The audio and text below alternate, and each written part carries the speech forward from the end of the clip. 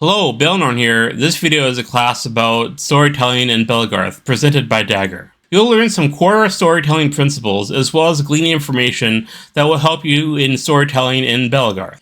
Even if you're not a Belegarth player, the information in this class will help you in any of your storytelling endeavors. Comment below with what you found useful or interesting. Also post any questions, as Dagger and I will try to answer them. And don't forget to like and subscribe. And as always, stay inspired, stay excited, and keep fighting. I'm not going to go too much into roleplay. This is more of like a storytelling in general, but I will say world building is a part of lore as well, and that's a bit easy, indirect thing. Storytelling, most people think of as the once upon a time, but world building is equally important when it comes to like establishing what happens. And I have a good example right here. We're going to look at something called the symbol ring from Lord of the Rings. It's a very specific flower that grows on a king's grave in Rohan. That's world building right there. It doesn't do anything to tell a story except imply a greater world that is. That's a great way to look at something that's really basic, a little tiny detail of a world that stretches things out. If you're looking at things from a monster perspective, a good example of implicit world building that involves like generating a bigger picture without telling a story. I know the lizard folk have been working on establishing their home world of Cobb and like figuring out what that looks like and describing all the ins and outs of their politics and all their world systems and things like that. That's world building without telling a story of like what happened. By the same token, there is of course the third type, which is the once upon a time stories, and that's kind of what we're going to look at in a little bit here.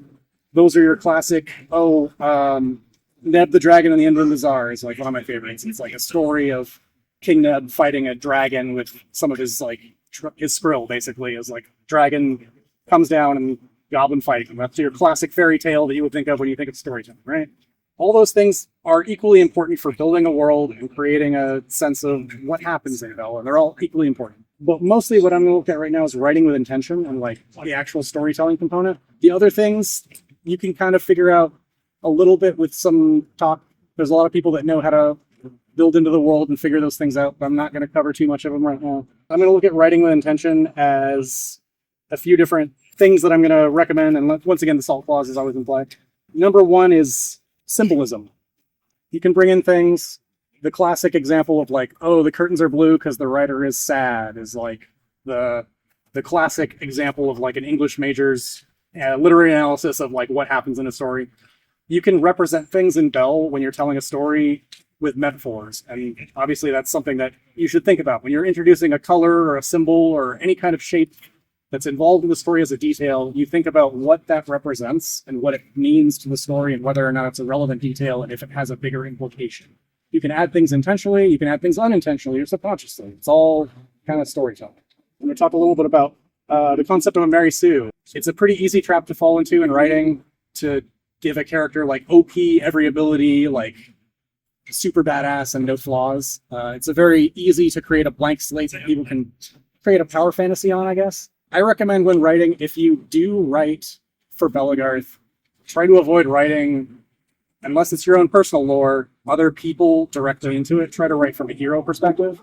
You can write, oh, my friend did this badass thing, but unless they're capable of doing the badass thing, it's sometimes a little bit of a tension there. So when you're writing with actual people in the sport involved, or you're like, I killed 10,000 warriors at the pass, sometimes that's a little bit of a tension between what someone's capable of and what the stories say about them. You can always write around that, but it requires a little bit of extra steps. Archetypes are another good thing to look at. There's classic stories going back from millennia of human storytelling that talk about what certain figures represent in like the archetypical stories that people tell about them.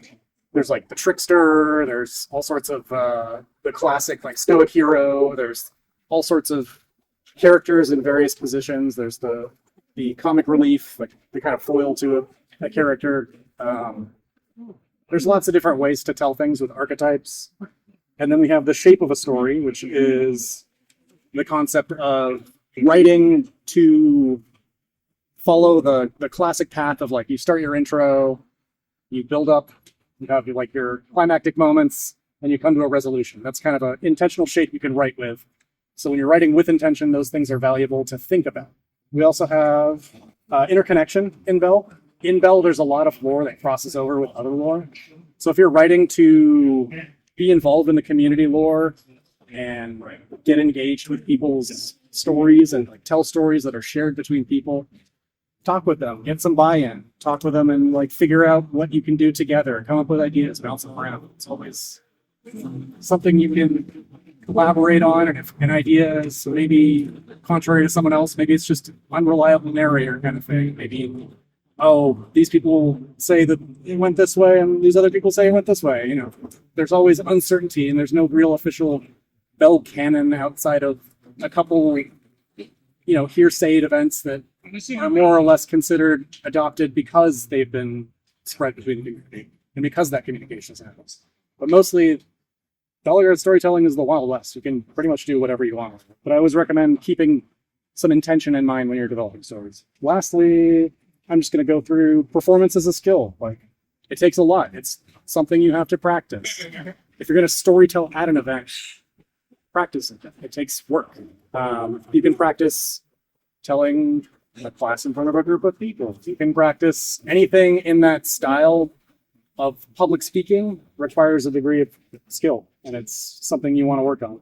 And an easy thing you can do to help set yourself up for success if you are storytelling is generating a setting that feels appropriate. Like, you're not going to always have the right place to tell the right story. Like, I'm not going to sit and tell a great epic of storytelling if it's like pub night and there's like a DJ playing. It's not the right place, right?